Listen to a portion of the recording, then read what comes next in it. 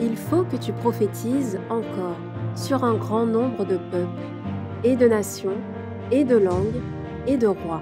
Apocalypse 10, verset 11. Telle est la mission que nous avons accepté de remplir jusqu'à ce que la terre soit éclairée de la gloire de Dieu.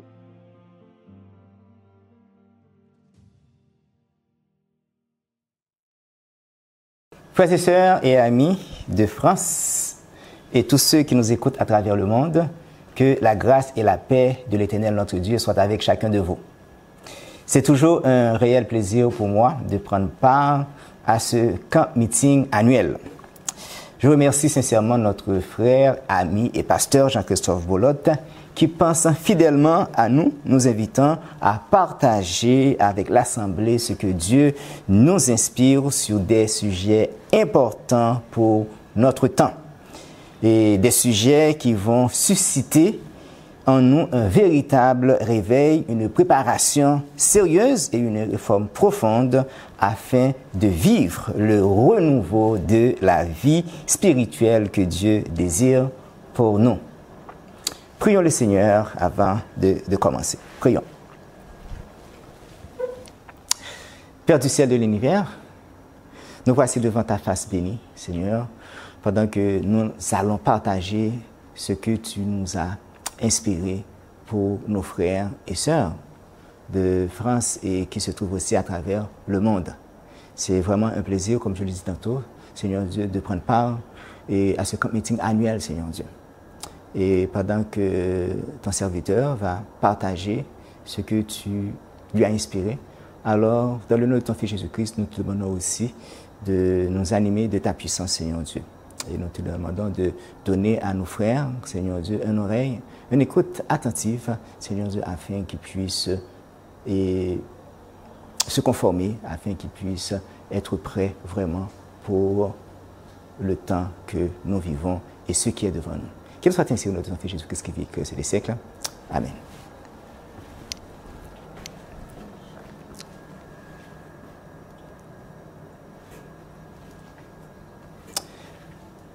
En cette année de 2025, le thème choisi par l'Église de France est « Les signes des temps », un sujet d'une actualité brûlante dans le monde religieux. Cette connaissance est comme un collier pour les chrétiens vivant au temps de la fin. Dans cette présentation, nous aborderons plusieurs aspects. Nous parlerons premièrement de quelques signes visibles qui marquent notre époque, comme dans le monde religieux et la politique. Nous parlerons d'un temps de persécution à venir dans une période solennelle, parce qu'il y a un temps spécifique pour cette persécution. Nous parlerons aussi de paix et de sûreté et enfin de notre mission dans ces derniers temps avant la fin du mandat évangélique. Nous allons commencer avec ce texte de l'Esprit de prophétie que nous trouvons en Maranatha à la page 19, paragraphe 1. La servante du Seigneur nous dit: « La fin est proche. Elle avance furtivement, insensiblement, silencieusement, comme le voleur dans la nuit. Veuille le Seigneur nous aider à ne pas dormir comme tant d'autres, mais à être sobre et vigilant. Bientôt, la vérité triomphera glorieusement, et tous ceux qui se décident aujourd'hui à être des collaborateurs de Dieu triompheront avec elle. Le temps est court, la nuit vient où personne ne pourra travailler. » L'évangile du Christ a une fin, mes frères et sœurs. C'est à nous de profiter de la porte de la grâce qui est encore ouverte. Il ne nous reste pas beaucoup de temps.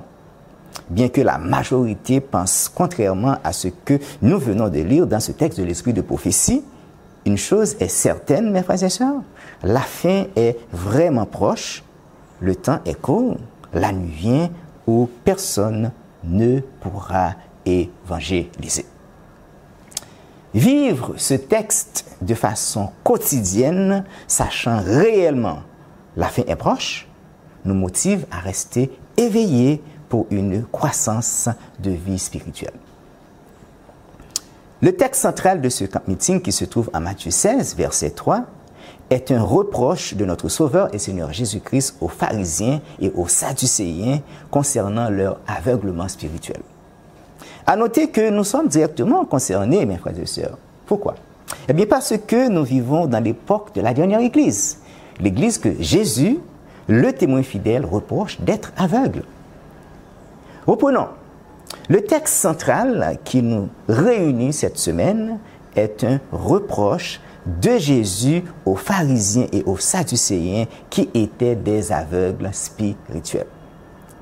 Ces hommes qui avaient la capacité d'interpréter parfaitement les signes météorologiques, c'est Jésus qui l'a dit, se trouvaient dans l'incapacité de reconnaître les signes bien plus importants qui accompagnaient la venue du Messie. Bien qu'ils avaient vu les nombreux miracles du Christ, entendu ses enseignements qui ne pouvaient pas contredire, mes frères et sœurs, et constaté l'accomplissement des prophéties, mais leur cœur endurci et leur orgueil religieux les empêchaient de discerner les temps solennels dans lesquels ils vivaient.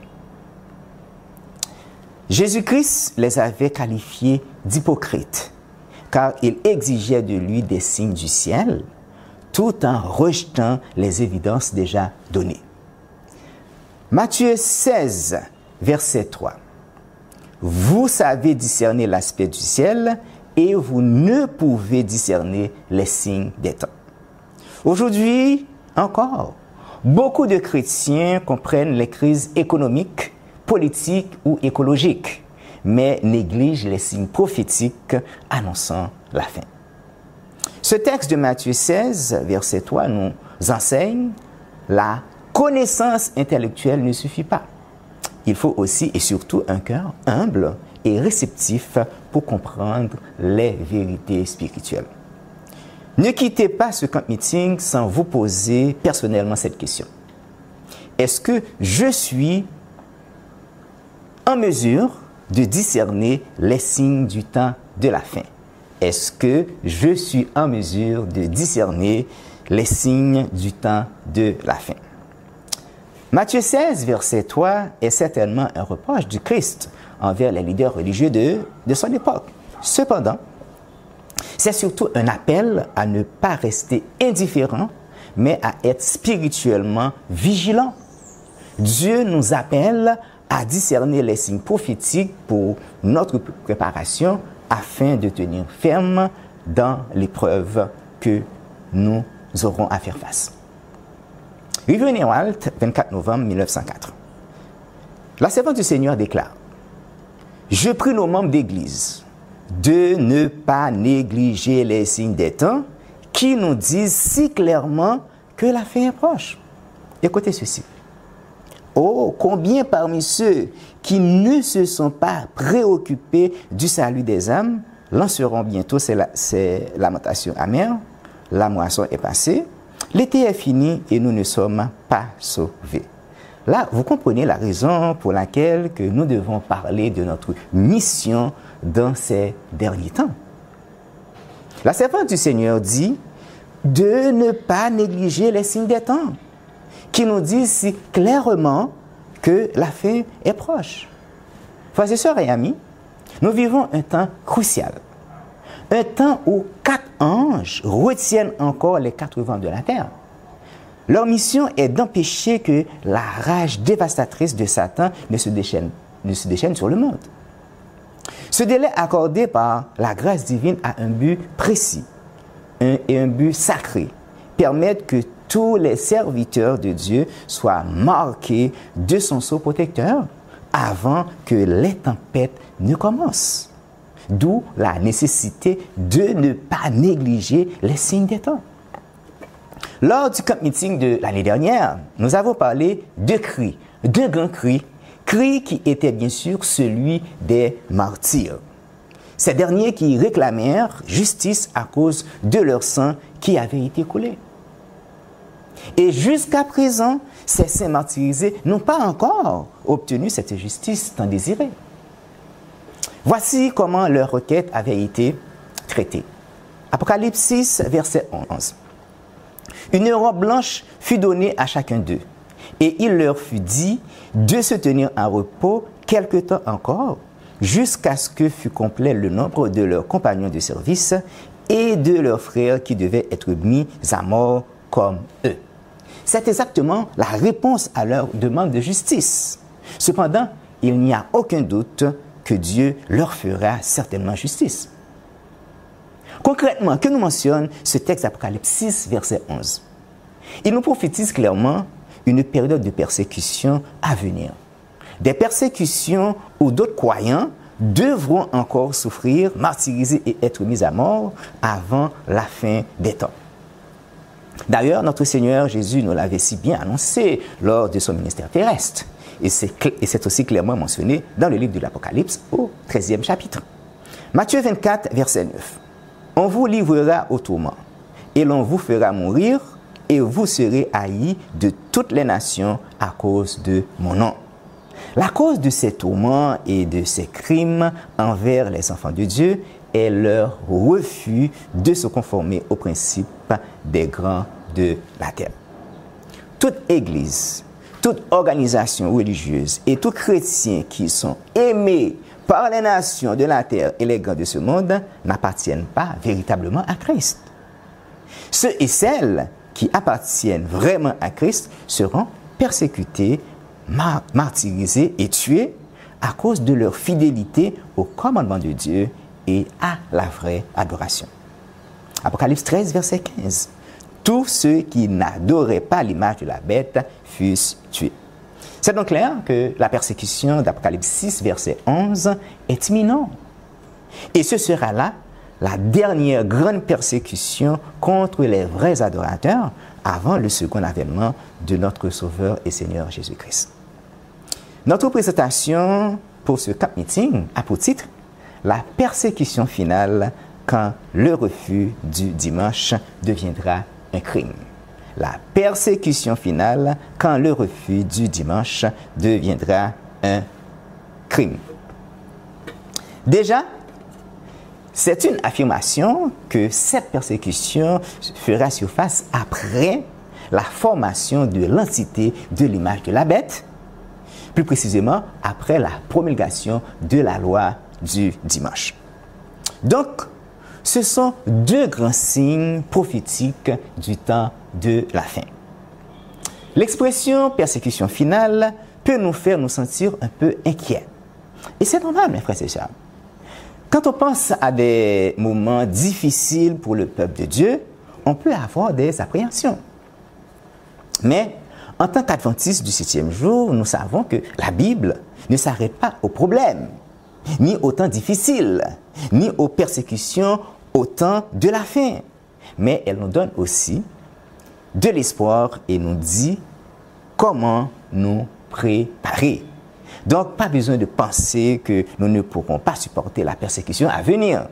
Fions-nous simplement à notre Dieu parce qu'il nous promet d'être à nos côtés pour nous soutenir et nous sauver.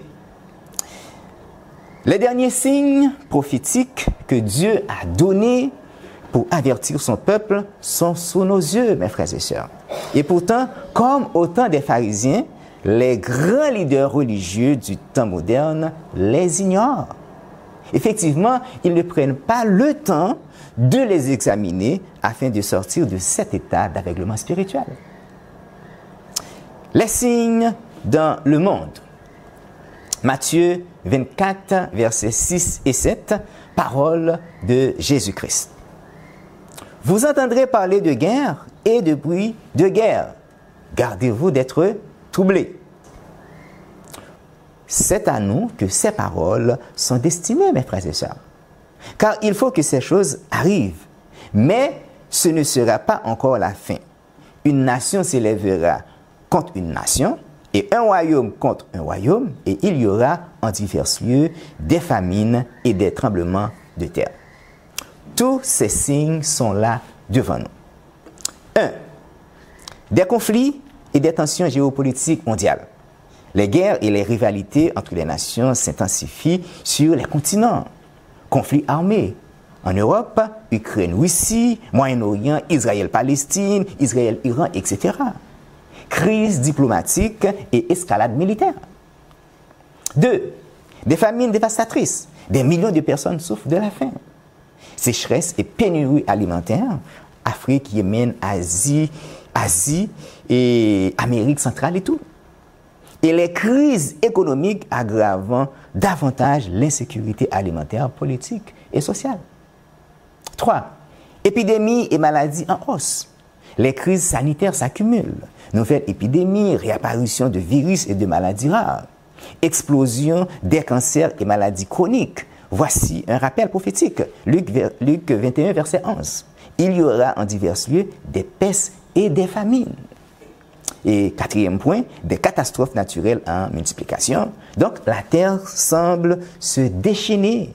Les tremblements de terre sont de plus en plus fréquents et plus intenses. Nous voyons fréquemment sur nos gadgets électroniques des ouragans, des tsunamis, des inondations et des incidents records. Mais Jésus nous dit au verset 8, Matthieu 24, verset 8, « Tout cela ne sera que le commencement des douleurs. » Les douleurs mentionnées ici sont souvent interprétées comme une période croissante de troubles sur la terre, incluant des guerres, des famines, des tremblements de terre et d'autres calamités. L'idée est que ces événements ne sont pas la fin elle-même, mais plutôt les signes avant-coureurs, comparables aux douleurs de l'accouchement qui s'intensifient à l'approche de la naissance. Cela veut dire qu'il y a quelque chose de plus grand qui s'en vient. Dans ce cas, c'est à nous de nous préparer personnellement. Les signes dans la société. De Timothée 3, versets 1 à 5. Paul déclare, « Sache que, dans les derniers jours, il y aura des temps difficiles. » Les amis, vivons-nous dans les derniers jours? Oui. Verset 2. « Car les hommes seront égoïstes, amis de l'argent, fanfarons, hautains, blasphémateurs, rebelles à leurs parents, ingrats, irréligieux, insensibles, déloyaux, calomniateurs, intempérants, cruels, ennemis des gens de bien, traites, emportés, enflés d'orgueil, aimant le plaisir plus que Dieu, ayant l'apparence de la piété, mais reniant ce qui en fait la force. Éloigne-toi de ces hommes-là. » Frères et sœurs, n'est-ce pas là le portrait exact du monde actuel? L'orgueil est glorifié, la pureté moquée. L'argent est devenu le Dieu de cette génération. Même dans les églises, il y a une forme de religion sans une véritable adoration. Les chrétiens et les grandes dénominations religieuses n'adorent pas réellement le vrai Dieu, celui qui a fait le ciel, la terre, la mer et les sources d'eau.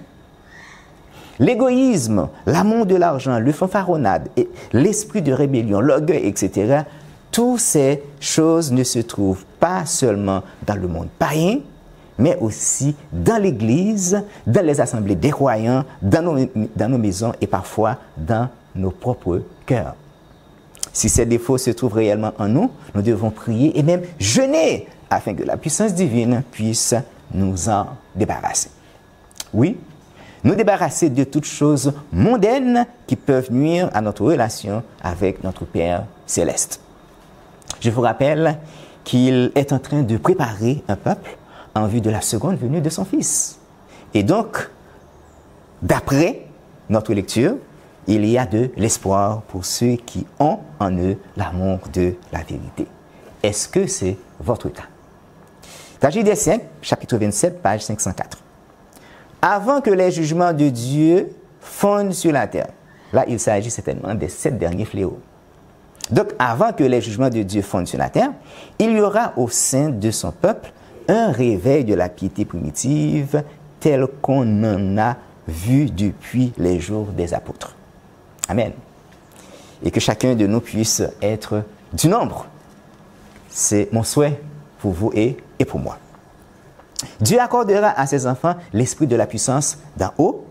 Alors de nombreuses âmes sortiront des églises où l'amour du monde a supplanté l'amour de Dieu et de sa parole. Beaucoup de pasteurs et de fidèles accepteront joyeusement les vérités que Dieu a fait proclamer en ce temps-ci. Dans quel but? Pour préparer un peuple en vue de la seconde venue du Christ. Chers amis, de savoir que Dieu est en train de préparer un peuple en vue du retour en gloire de notre Sauveur Seigneur Jésus-Christ, cela devrait nous intéresser et nous motiver, n'est-ce pas? Eh bien, la première chose, c'est avoir en nous l'amour de la vérité. Et la deuxième, c'est être vigilant pour ne pas agir comme les pharisiens et les sadducéens. Donc, d'où la nécessité de prendre le temps de considérer les avertissements prophétiques de notre temps. Paix et sûreté. Paix et sûreté est l'un des grands signes de la fin des temps. Donc, nous pouvons comprendre que par cela, tous les faux docteurs, pasteurs et évangélistes seront surpris par l'avènement du Christ. Exactement comme les prêtres et les docteurs l'étaient lors de la chute de Jérusalem. Ce lieu était devenu un lieu de confusion simplement pour avoir rejeté la vérité, pour avoir rejeté Jésus-Christ, le Messie. Parce que les leaders de la religion juive avaient mal interprété les signes des temps de leur époque, ils vivaient dans une grande confusion. Ils promettaient à l'Église des jours de prospérité et de gloire terrestre, toujours dans l'attente d'un faux Messie. Par contre, que dit l'inspiration? 1 Thessaloniciens 5, verset 3. Quand les hommes diront paix et sûreté, alors une ruine soudaine les surprendra, comme les douleurs de l'enfantement surprennent la femme enceinte, et ils n'échapperont point. Cette affaire de paix et sûreté de notre temps est prêchée par les leaders du monde évangélique. Mais comment? Eh bien, ces dirigeants et pasteurs qui ont une mauvaise compréhension des prophéties bibliques et qui enseignent à leurs membres la conversion du monde et d'un millénium temporel avant la seconde venue du Christ. Malheureusement, ils ne savent pas que la seconde venue du Christ doit précéder le millénium et non suivre le millénium. Pendant qu'ils prêchent l'enlèvement de l'Église avant la grande période de persécution, ils ne savent pas que la puissance papale, qui est le moteur de cette persécution, avec toutes ces abominations, devra se maintenir jusqu'au jour où le Seigneur apparaîtra sur les nuées du ciel. 2 Thessaloniciens 2, verset 8. Alors paraîtra l'impie que le Seigneur Jésus détruira par le souffle de sa bouche et qu'il anéantira par l'éclat de son avènement. Là, il s'agit du second retour du Christ. Ensuite, ce sera le millénium des saints dans le ciel, pendant que Satan sera enchaîné sur une terre désolée pendant ces 1000 ans.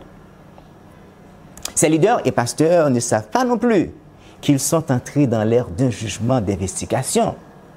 Depuis l'automne 1844, à l'accomplissement de la prophétie de Daniel 8, verset 14, prophétie qui avait annoncé la purification du sanctuaire et le jugement investigatif que nous lisons en Apocalypse 14, verset 7.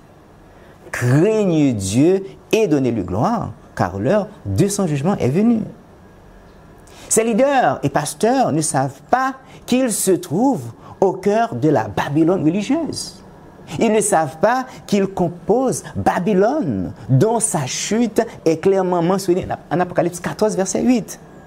Et un second ange suivit en disant, elle est tombée, Babylone, la grande, qui a abreuvé toutes les nations du vin de la fureur de son impudicité. Ces gens ne savent pas, ni ne comprennent pas cette chute, et ne voient pas encore que Babylone est irrécupérable. Ce qui est triste, c'est qu'ils finiront par s'unir avec l'État pour constituer une image à la bête et persécuter les vrais adorateurs, les fidèles enfants de Dieu, le reste peu nombreux qui gardent les commandements de Dieu, la foi de Jésus et le témoignage de Jésus. Comme les leaders religieux au temps du Christ, eh bien, ils finiront par s'unir avec César pour persécuter les saints et essayer de détruire la vérité que Dieu a établie pour notre sanctification. Lettre 94, 14 mars 1907. Donc, c'est une lettre que la servante du Seigneur avait envoyée aux ouvriers du sanatorium de Boulder. Lisons. La parole de Dieu enseigne clairement que tous ceux qui vivent pieusement en Jésus-Christ auront à souffrir la persécution aux mains de ceux qui cherchent à détruire ce que Dieu déclare être la vérité et la justice. Après la promulgation de la loi du dimanche, la persécution s'intensifiera de jour en jour et elle deviendra atroce. D'où les signes dans le monde religieux et la politique. Le monde se trouve dans une noirceur intense et cela joue en faveur de l'Église de Rome qui est très influente dans le monde religieux et politique. Les chefs d'État, les leaders religieux et même les différentes organisations mondiales se tournent vers le leader du Vatican, qui est l'unificateur des religions du monde et des différentes dénominations chrétiennes, qui fait boire son vin aux différentes nations du monde. Le monde marche la tête baissée dans le plan de l'homme du péché, qui ne fait que pousser les hommes vers une fausse adoration et la désobéissance au commandement de Dieu. Frères et sœurs et amis, comme vous pouvez le savoir de manière précise, la prophétie biblique ne laisse planer aucun doute. C'est clair que la crise finale que vivra le peuple de Dieu tournera autour de la question de l'adoration et de l'obéissance à la loi divine. Dans le dernier message des trois anges, c'est mentionné ceci. Si quelqu'un adore la bête, Apocalypse 14, verset 9. Ce sera à nous personnellement de choisir de faire allégeance à Dieu pendant que Satan aura à manifester sa colère contre les vrais adorateurs. Apocalypse 12, verset 17.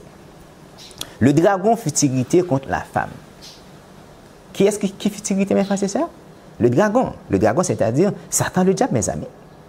Il fut irrité contre qui? Contre la femme. Femme qui symbolise l'Église. Que fait ensuite le dragon? Et il s'en alla faire la guerre au reste de sa postérité. Nous voyons que Satan n'est pas irrité contre toute l'Église et il ne s'attaquera pas non plus à tous les chrétiens, mes amis. Il vise un groupe particulier. Le texte nous dit qu'il s'en alla faire la guerre au reste de sa postérité, c'est-à-dire de la postérité de l'Église. Donc, il s'en alla faire la guerre au reste de sa postérité à ceux qui gardent les commandements de Dieu et qui ont le témoignage de Jésus. Dans ce texte, nous avons noté deux choses qui qualifient les chrétiens à faire partie du peuple du reste et qui, en même temps, les feront subir les assauts de Satan. Ces deux choses, nous devons les appliquer dans notre course chrétienne. Il s'agit des commandements de Dieu et le témoignage de Jésus. Le témoignage de Jésus qui n'est autre que l'esprit de la prophétie d'après Apocalypse 19, verset 10. Quand nous parlons des commandements de Dieu, il faut savoir que les différentes dénominations religieuses chrétiennes n'ont aucun problème avec les trois premiers. Cependant, le quatrième qui nous demande de nous souvenir du jour du repos pour le sanctifier, malheureusement, elles ne font aucun cas de lui. Pour toutes ces dénominations religieuses, Jésus a éliminé ce commandement à sa mort sur la croix. Donc, elles ont enlevé l'observation du sabbat dans le décalogue. Cependant, elles ne savent pas que ce commandement sera le centre même de la persécution à venir. Ellen G. White affirme dans La tragédie des siècles, page 605, version originale anglaise. Nous lisons. La question du sabbat sera le grand sujet du conflit final dans la controverse entre la vérité et l'erreur. Tandis que l'observation du faux sabbat, qui n'est autre que le jour du dimanche, mes amis, tandis que l'observation du faux sabbat, imposée par la loi et appuyée par l'autorité civile, sera un acte d'allégeance envers une puissance contraire à Dieu. L'observation du vrai sabbat, en obéissance à la loi de Dieu, sera un témoignage de fidélité au Créateur. Ainsi, Le sabbat de l'Éternel sera un test de loyauté et de fidélité, un signal clair que les événements finaux sont engagés et que le peuple de Dieu sera mis à l'épreuve comme jamais auparavant. C'est le moment que l'Église et l'État vont exiger de tous les habitants de la terre un culte universel. Cela est en lien directe avec la deuxième partie du chapitre 13 de l'Apocalypse, partie qui parle de la bête qui monte de la terre, bête qui se réfère à la nation américaine, les États-Unis d'Amérique. Apocalypse 13, versets 15 à 17. Et il lui fut donné d'animer l'image de la bête. Donc, là, c'est la bête qui monte de la terre qui a cette capacité de faire cela. Il lui fut donné d'animer l'image de la bête afin que l'image de la bête parlât et qu'elle fit que tous ceux qui n'adoreraient pas l'image de la bête fussent tués. Et elle fit que tous, petits et grands, riches et pauvres, libres et esclaves, reçussent une marque sur leur main droite ou sur leur front, et que personne ne put acheter ni vendre sans avoir la marque, le nom de la bête, le nom ou le nombre de son nom. Ce passage prophétique pointe vers la persécution religieuse dont il est question dans cette présentation. Persécution qui est déguisée sous des apparences de loi civile. À noter, mes amis, qu'il ne s'agit pas d'une simple loi humaine, mais d'un décret visant à orienter l'adoration des croyants selon les principes de l'Église catholique et du monde et du protestantisme apostat. De là, l'image de la bête est formée et reçoit le pouvoir de parler et d'agir, poussant les hommes à se soumettre à une autorité humaine en matière de culte. Frères et sœurs et amis, ce n'est pas seulement une affaire de politique, c'est une question d'adoration, de fidélité et de choix entre la volonté de Dieu et la tradition des hommes. Il venait le 18 décembre 1888. Il viendra un temps où la loi de Dieu, dans un sens spécial, sera invalidée dans ce pays, c'est-à-dire les États-Unis d'Amérique. Les gouverneurs de cette nation promulgueront des décrets qui renforceront la loi du dimanche. Alors le peuple de Dieu courra un grand danger. Quand cette nation, par ses assemblées législatives, opprimera la conscience des hommes quant à leurs privilèges religieux, imposant l'observation du dimanche et faisant usage d'un pouvoir oppresseur contre ceux qui gardent le 7e jour, la loi de Dieu aura été annulée dans ce pays. Et c'est ainsi que débutera la dernière persécution avant la seconde venue du Christ, d'où le titre de cette présentation, la persécution finale quand le refus du dimanche deviendra un crime. Toujours dans le même contexte, le texte suivant révèle une vision prophétique où des événements passés trouvent un écho dans le futur avec des implications directes pour la foi et la liberté religieuse. Lisons attentivement Maranatha, 25 juillet, page 206, paragraphes 1, 2 et 3. L'histoire se répétera, donc ligne sur ligne. L'histoire du passé et l'histoire de notre temps. L'histoire se répétera, la fausse religion sera exaltée. Le premier jour de la semaine, jour ordinaire, sans soupçon de sainteté, sera exalté comme le fut la statue de Babylone. Frères et sœurs, encore une fois, l'histoire de Babylone antique va se répéter avec la Babylone moderne. Toutes les nations, langues et peuples seront contraints d'adorer pendant ce faux jour de repos. C'est ainsi que Satan se propose d'ôter toute validité au jour institué par Dieu et donné au monde comme commémoration de la création. Le décret qui imposera l'observation de ce jour s'étendra au monde entier. Tandis que l'Amérique, le pays de la liberté religieuse, mes frères et sœurs. D'ailleurs, c'est grâce à cette liberté religieuse que la nation américaine est devenue une puissance mondiale.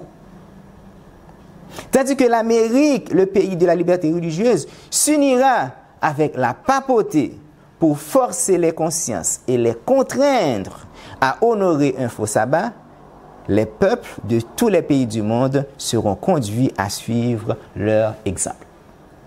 Cette persécution sera mondiale, mes amis. La nation américaine, qui fut autrefois un modèle de liberté, deviendra un instrument de contrainte accomplissant une prophétie spéciale qui se trouve au verset 11 de l'Apocalypse 13, où nous lisons que la bête qui monte de la terre, celle qui a 2 cornes semblables à celles d'un agneau et qui parlait comme un dragon, qui fera en sorte que les habitants adoreront la première bête dont la blessure avait été guérie. Par rapport à ce que nous voyons jusqu'ici, c'est certain qu'il y aura une parfaite union et collaboration entre toutes ces entités abominables du temps de la fin. Apocalypse 16, versets 13 et 14. Et je vis sortir de la bouche du dragon, le spiritisme du temps moderne. Et je vis sortir de la bouche du dragon et de la bouche de la bête, donc faisant référence au système papal. Ok? Et je vis sortir de la bouche du dragon et de la bouche de la bête et de la bouche du faux prophète 3 esprits impurs semblables à des grenouilles. Le faux prophète qui n'est autre que le protestantisme apostat. Car ce sont ces esprits de démons qui font des prodiges et qui vont vers les rois de la terre afin de les rassembler pour le combat du grand jour de Dieu Tout-Puissant. Ces 3 acteurs du temps de la fin ont pour mission de séduire et de manipuler les rois de la terre par des miracles mensongers pour susciter une rébellion mondiale contre la vérité, contre Dieu et contre les saints, parce que ces grands de la terre n'ont pas en eux l'amour de la vérité. Sans l'amour de la vérité, on devient alors séduisable, c'est-à-dire facile à être séduit et sujet aussi à la perdition, automatiquement. L'influence de Satan deviendra évidente à travers une ignorance grandissante par rapport aux mensonges et les faux enseignements répandus depuis des siècles. Satan ne se contente pas d'asservir le monde, mais il corrompt aussi les églises chrétiennes. Une grande apostasie aussi sombre que la nuit s'installera. Ce sera une période difficile pour le vrai peuple de Dieu, marqué par le deuil et la persécution pour leur fidélité à la vérité. Cependant, même dans cette obscurité, la lumière divine brillera pour ceux qui auront encore en eux l'amour de la vérité. Frères et sœurs et amis, les signes des temps et les prophéties bibliques sont en train de réaliser sous nos yeux. Mais beaucoup dorment. Le pouvoir civil et l'Église apostate vont bientôt imposer un culte uniforme par la loi du dimanche. Ceux qui refuseront d'obéir seront considérés comme des ennemis de la paix, comme des ennemis de l'humanité et des ennemis de la nature, et ainsi ils seront persécutés et martyrisés. Question pour vous qui écoutez. Que ferez-vous dans votre secteur de ce message prophétique et puissant que l'Éternel vous a confié? Qu'allez-vous faire de tous ces signes? Allez-vous rester dans un état d'ignorance volontaire comme les pharisiens, les sadducéens et les scribes de l'époque du Christ, qui savaient discerner l'aspect du ciel et qui ne pouvaient pas discerner les signes des temps? Allez-vous perdre de vue les signes de notre temps? Tragédie des siècles, chapitre 17, page 338.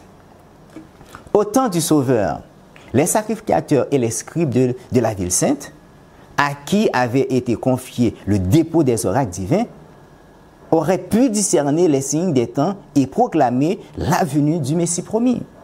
La prophétie de Michée indiquait le lieu de sa naissance et Daniel en fixait la date.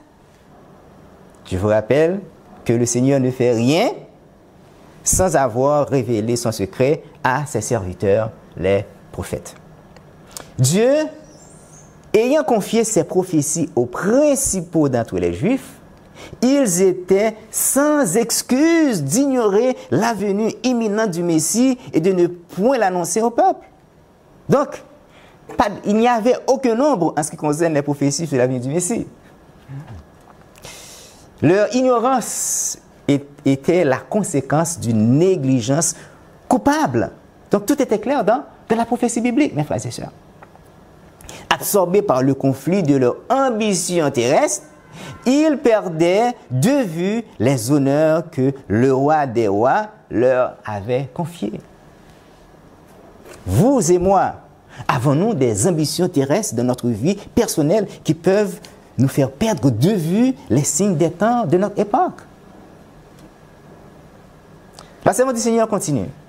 Les anciens Israël auraient dû, avec un respectueux intérêt, s'enquérir du lieu, de la date et des circonstances entourant le plus grand événement de l'histoire, la venue du Fils de Dieu pour le salut de l'humanité. Le peuple entier aurait dû être en état d'alerte afin d'être le premier à souhaiter la bienvenue au Rédempteur du monde. Mes frères et sœurs, n'oubliez pas que l'histoire va se répéter. Allons-nous tirer leçon de cette histoire? Serons-nous poussés à examiner les signes de notre temps? Frères et sœurs et amis, notre époque est encore plus solennelle que celle des Juifs au temps de Jean-Baptiste avant la première venue du Christ. C'est à nous d'apprendre à discerner les signes de notre époque et de reconnaître notre mission qui est de réveiller nos semblables pour une préparation sérieuse et une réforme profonde dans leur vie personnelle en vue du retour en gloire de notre Sauveur et Seigneur Jésus-Christ. C'est notre mission parce que Dieu nous a fait de grandes grâces. Nous devons agir comme le Fils de l'homme lorsqu'il était sur la terre. Ministère évangélique, chapitre 20, page 109, paragraphe 2. Mes frères, le Seigneur vient et il nous faut mettre toute notre énergie à accomplir la mission qui nous a été confiée. J'en appelle à vous afin que vous vous consacriez entièrement à la tâche. Le Christ a donné son temps, son âme, sa force pour travailler au profit de l'humanité et lui être en bénédiction. Le travail occupait ses journées entières. Puis il passait la nuit à prier afin d'avoir la force nécessaire pour combattre l'adversaire et pour aider ceux qui venaient à lui chercher le secours. Parce que Jésus-Christ savait que la nuit s'approchait où il ne pouvait plus travailler. Que chacun de nous puisse considérer les prophéties qui nous indiquent les signes du temps de la fin pour ne pas agir comme les pharisiens, les sadducéens et les scribes. Ces gens qui étaient attachés à leur tradition, ces gens qui avaient une fausse conception du Messie, qui étaient orgueilleux spirituellement, qui avaient rejeté le message de Jean-Baptiste, qui avaient rejeté les écrits des prophètes et qui avaient une mauvaise compréhension des prophéties bibliques. Que nous puissions avoir l'amour de la vérité pour ne pas faire partie des séduits du temps de la fin. Que le Seigneur vous bénisse. Amen. Prions le Seigneur.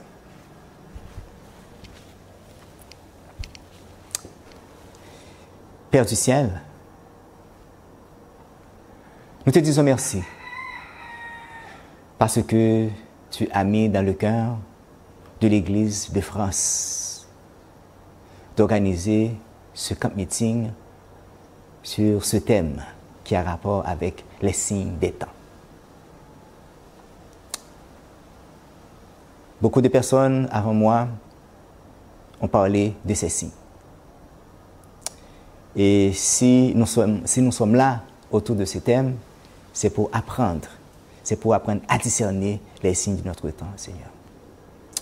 Je te prie de donner cette connaissance à chaque personne qui se trouve dans cette salle. à chaque personne qui nous écoute à travers le monde, Seigneur. Je te prie d'agir en faveur de chacun de nous, Père, afin que nous puissions considérer ces signes et que nous puissions nous préparer, Seigneur Dieu, pour les persécutions à venir, Seigneur. Merci de m'avoir utilisé et je te prie de verser ta grâce et ta bénédiction sur l'Église de France, sur son pasteur et sur chaque personne à travers le monde qui était avec nous. C'est notre prière au nom de ton Fils Jésus-Christ qui vit et qui règne au siècle des siècles. Amen. Merci d'avoir écouté cette présentation. Si vous souhaitez prendre part à la mission que Jésus-Christ confia à notre Église, contactez-nous via les coordonnées présentes sur la page à propos de notre chaîne YouTube à ASJH 1889 France@gmail.com ou via notre page Facebook @ASJH 1889 de France.